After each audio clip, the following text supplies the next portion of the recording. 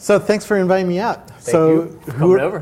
Who are you? My name is Jameson Hsu. I'm the CEO of MochiMedia. And where are we? Because we have a lot of people working behind you. This is our lovely office, and this is where all the magic happens. Here is our crew of engineers and the guys that basically make all this stuff work. Yeah. And so obviously you're doing a lot of work. What is MochiMedia? What do you guys do here? Yeah, so MochiMedia is basically, we're building an ecosystem for gaming. And with that, comes analytics for Flash game developers, monetization through ads, and then distribution. And we distribute through all our partners and all advertising, or are you distributing the games themselves? So Flash game developers come and use our platform for the technology, and with it, they are able to sort of generate monetization through the ads that we go out and sell. And then what happens is there's something that's very interesting with Flash games is that they're spread virally, and they spread everywhere. We've seen like Tower Defense, or whatever, all these games you see on King.com or Congregate, or what are some of the sites that you see your ads being put onto? There's a ton of games on MySpace, on Facebook. And all of these games are going through RockU, through Zynga. There's sort of social gaming and casual games in general are becoming so much more and more popular. And I think because of the Wii and how it's brought it to the mainstream, we're hearing more and more about it. And it's great to see because all along we've seen people playing games. Tell me a little bit about how the economics of the game system work. Right, I build a little game for Congregate, and it all of a sudden I'm getting 100,000, 200,000 people download it. So the thing that we didn't want to do was to create some sort of bias to determine which game developers would succeed. I think that's sort of what we ran into within the traditional game development world, and where you have to go through a gateway. Somebody has to put their stamp of approval. Like Electronic Arts has to say, you have a really cool game. Correct. And if you do that kind of game, we'll pay you, and then you get into our distribution chain, right? Yep. For us, it's first, anybody can have the opportunity, and it's a meritocracy.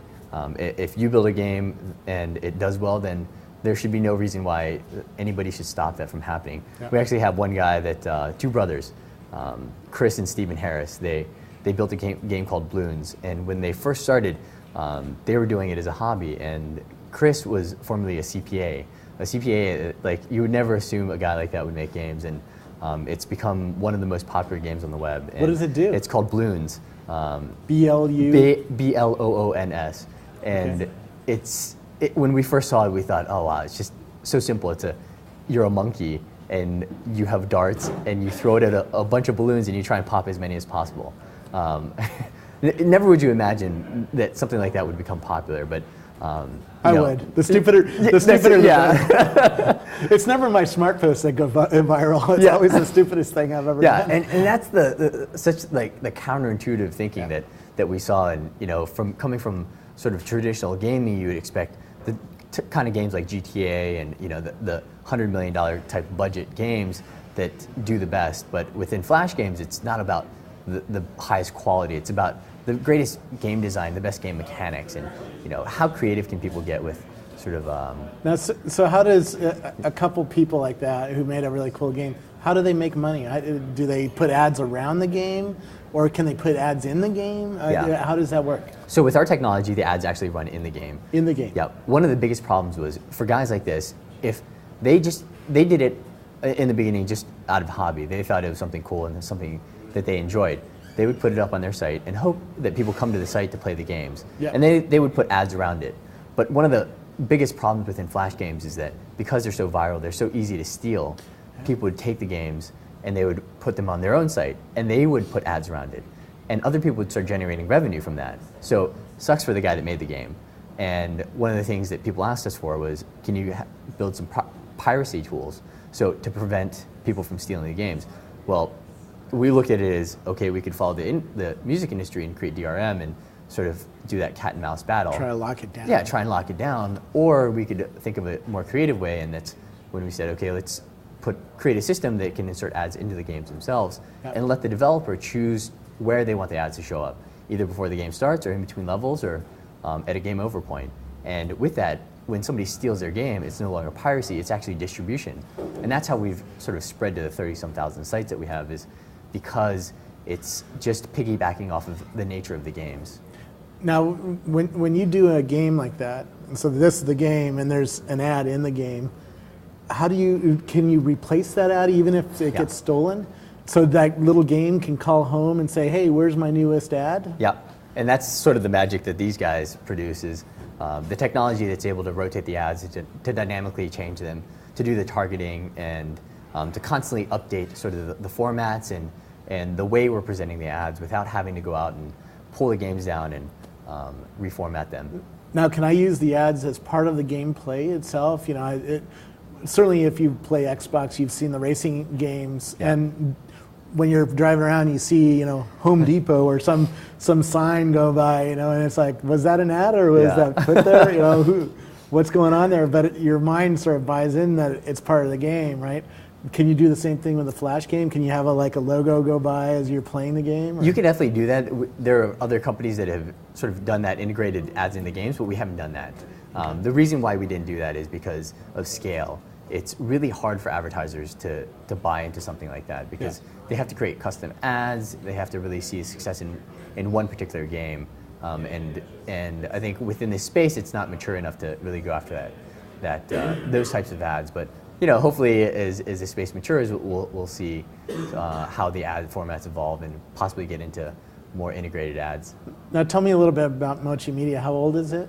So we started this company in 2005, so it's about 3 years old now. Okay. But when we started, it was just two people, Bob and I, and we used to work together in the past. And we grew the business for about 2 years, and in 2007, Excel came in and funded us for our Series A, and that's when we got a big office and staffed up. And yeah, really, we've seen tremendous growth since then. It was perfect timing, because the space was really taking off, and I think we were very quiet in the beginning, ever since 2005, and it just slowly grew and grew and grew. And of all the people that you're helping, pay something with your ad, how many are actually making the kind of money that they could run their own business and not have a day job? Yeah. I mean, is it 10? Is it 100? Or? I think it would be in the double digits, and it's at first it was nobody, right? Yep. And we're just starting out, and we launched the platform in October, so it's only been a few months, and it's really grown quickly, and to see this sort of acceleration and people really making a living out of this. This is like if you look back in the old days where people started blogging and they never had any reason to do it other than just pure passion, and they love to write. And then came AdSense and other ad networks and WordPress and all these tools, and that's what we're starting to see within the gaming space. Is we were the first ones to create a monetization platform, and now we're providing them additional tools to make building games even easier. And we just want to accelerate the sort of the ecosystem and see it grow like blogging did. What's the most surprising thing you've seen happen? Is it the growth of the industry, or have you seen some unique use of the ads? Or tell me a little bit. The most interesting thing has been just the sort of the adoption. People really understanding this, from advertisers to publishers to the game developers, and I never imagined how fast this space would evolve. I mean, just looking back in the 3 years and even the past year where we really launched the platform, and seeing how many other sort of sub-revenue models and businesses have sprung up because of sort of the transformation of this industry. It's really amazing how fast things move. And do you have any advice to entrepreneurs who are trying to follow your footsteps and trying to get a company going like this? And maybe one guy in a garage right now or in a house, is playing with his Mac and dreaming about doing this. Do you have any advice for them? Yeah, I would say do what you love, do what your heart tells you, because I think for us, we did this for 2 years, we didn't pay ourselves, and that really sucks. But at the same but at the same time, we were having so much fun that none of that mattered, and we see the same thing happening with all these game developers. These guys never got into this business. They never started building games because they were in it for the money. It's because they really love building games, and they love when people play their games. And these are the guys that we've seen become the most successful. They're just doing things because they love it. And we see guys try and game the system, try and just make crappy games and get as many people to play them as possible. But they just, they live a short life. Can you give me a quick example, like a minute, just to show me what it looks like and what maybe an ad in a game looks like? Yeah, I'd love to. That'd be great. Yeah. So this is our site, Mochi Ads. MochiMedia is the company, and Mochi Ads is our product. We have two core products, Mochi Bot and Mochi Ads. Mochi Ads is the monetization, the ad network, and then Mochi Bot is an analytics platform that we give away for free, and people use it just to measure their games, to measure how viral they get. It's sort of like an Alexa, but for games. We used to build games at a company I used to have in New York called WDDG. We used to build average games, and one of our clients was Kraft, and they own corn nuts. So we built this site for them, and part of it, we developed a game called Ultra Block for them. And one of the really amazing things that we saw from the development of this game was not that it was such a popular game, but that it spread so quickly. Within the first 2 or 3 weeks of putting this game out, we saw it spread to thousands of sites. And you can see it's very simple, very easy to do, and very addictive. Simple 3-in-a-row game. It's all packaged into one Swift file, so it makes it very easy to steal. And for people to steal this, it's simply a matter of, within your browser, going save page as. It saves all the contents to your desktop, and then with it comes a Swift file that is embedded in the page. And once that happens, they get this. Once people get the Swift file, they upload it to their own servers, and basically they put ads around the game so that they can make money from it. And if we look at the number of sites that have this Ultra Block game, it's we get 678,000 results, which is pretty big. And what you'll see is if we go to one of these sites, the reason why people take these games is so that they can put ads all around it, up here, on the side, below, wherever. And it's free content for them. Yep. And because they get this free content, that people know, and they get to know the site, and they keep coming back, expecting this sort of refreshment of content. And it's great for these guys, but unfortunately, if this were an independent game developer, they would have no reward for it. Yep. And so the first product that we built in 2005 is called MochiBot. And we actually launched this from Maui. Bob and I, we didn't have a place to stay back then, and one of our angel investors had a house. It's the actual Hot or Not founders, Jim and James. Yep, and I know that. Really cool guys, and they were very gracious enough to let us use their house in Maui. And so we camped out there for a few months and just cranked away. Put out this first product. Now you're going to get them a lot of calls from entrepreneurs. Yeah, I know. We don't want your money. Can we just have your house in Maui? Any advice would be, go to Maui and start your company. It's a great place to be productive. Excellent. Yeah. So this shows some stats of where the spread of this has happened. So this page tells us. Can you see the sites that it's been copied to? Yeah. This tells us the game was played about 5,500 times over the past. Just yesterday, and then it was played on 230 different sites, right? And the game in total, it's been around for about 3.5 years. Yeah. It's been played 4 million times on 4,000 different sites. And this is what the graph looks like for the past 30 days. This game is really popular during the week. So what we see a lot of is people playing games at work. And if we look at the time distribution graph, it's very early, pre-noon, and this is a game that's very popular in Europe, and it's started off here in the U.S. and it's shifted over to Europe. And one of the things that really surprised us when we started looking at this content in the data was that this game's been around for 3.5 years. Most content decays, right? It starts off high, and then you start to see a slow decay, and Yeah, my blog, very few people read a 3-year-old blog of mine, right? Correct. But with this game, it's if you look at the graph, and this is only for the past year, right? It's actually trending up in the past few months, and that's really what's surprising. Is like we don't see the typical trend graph with content in games that it's these games really start to flourish and they swell, and as they continue to spread, they're always reaching new audiences.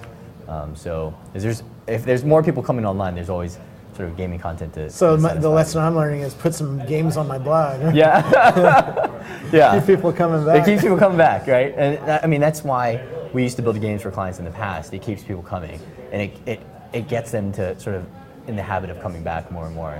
And that's why we're seeing such great partnerships with companies like RockU and Zynga and Gaia. These guys are using the games. It's very expensive to produce these games, but with the model that we've created, we're making it a simple one-stop shop where we serve everybody within the gaming ecosystem, from publishers to game developers. Very cool. Yeah. What does an ad look like? Yeah.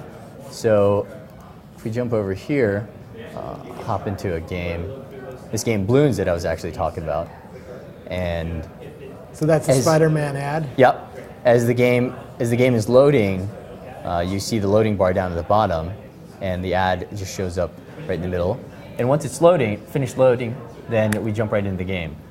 We wanted just to take advantage of the natural time that it takes for this content to load. We didn't want to create any unnatural breaks or pauses, because ultimately the most important thing is still the enjoyment of the game, the content. And this is the game that I was talking about. Yeah. The last Ultra Black I showed you, it was played about 4 million times over the past 3.5 years, and that was a pretty good game. This game, Bloons, in 1 month was played 7 million times. Wow. So in 1 month, this game did what that other game did in about 3 years and more. So I'll show you this. You're this monkey, and you have this many balloons, and the goal is to pop the target number of balloons, and all you do is throw darts. It seems pretty ridiculous, but I don't know what it is. Maybe the popping sound. It's completely addicting. Yeah. So very simple stuff, and we actually just launched a new ad format with our video ads, and with it. Oh, that's neat. Yeah. So do you think interactivity is going to be big in ads like this, where you get people to click on things and slide things or mouse over things? Yep. Because that certainly is part of the gameplay experience. We're already used to, being very interactive with what's on the screen during a gameplay. So having an ad that's interactive like that makes a lot of sense. Right? Yeah, it's just moving more and more towards that. The interactivity, the immersiveness. What we want to do is, we have the ability to use an ad within this entire space. It's not like traditional ads, banner ads, where you have a skyscraper or a leaderboard, and we're already sort of accustomed to tuning those areas out. But when you come to a page with a game, this is your focus area, and this is what we're trying to take advantage of, keeping the sort of the ad presentation, the branding right there, and the audience that we're targeting, they're in a state of relaxation. They're already, they're not working, they're not busy searching for anything. They're more likely to interact and engage in the content. And now, are there certain kinds of advertisers that really like games, or are you giving them demographic data, like, hey, I have 49% males who are playing this and 51% females? Yep, absolutely. So we're getting a lot of demographics. How do you collect some of that data? Because it doesn't seem real apparent that there's a lot of data being collected here. So we have to work a lot of magic to get that data from the engineering to our partners and sort of everything involved. It's definitely a lot of work to pull this demographic data together, and for the advertisers, they're definitely excited about the opportunity to reach this sort of entertainment enthusiast that's consuming these games, and it's for Red Bull, Wrigley's, Geffen Records. These guys are all excited about sort of the opportunity to jump in this space, and we've seen a lot of interest from movie studios to the music labels, and getting the demographics is always a continual challenge, and the more we get, the better we'll be able to target. And sort of, ultimately, that's what they're looking for, right? Very cool. Any last things that I should know about Mochi? Yeah, we just launched our publisher program, and this allows anybody to come to the site and take games. If you want games for your blog, you can come here, take some games, and put it up on your blog, and we actually give you a revenue share. Yeah. So you can actually make money from putting games on your site now. Really? Yeah. So you're sharing revenue with the bloggers? Yep, who are putting... Absolutely. Very cool. It's for us. Our goal is to build a healthy and sustain a good ecosystem, and part of this is working with people like yourselves that have good traffic and very attentive audience. Very cool. So yeah, you can take. Well, we'll try that out for sure. Here's a simple site that is just taking our So API. this is a blogger or somebody, a third-party guy who took your content and is putting it into their page. They just took our API and they leverage this to put some games on their site. And, very cool. Yeah. And so you're sharing the revenue with that site that comes in Yep. on each of the ads. Absolutely. Well, thank you so much. This is a lot of fun. I learned a lot about the gaming world and advertising. Yeah. Thanks for coming by.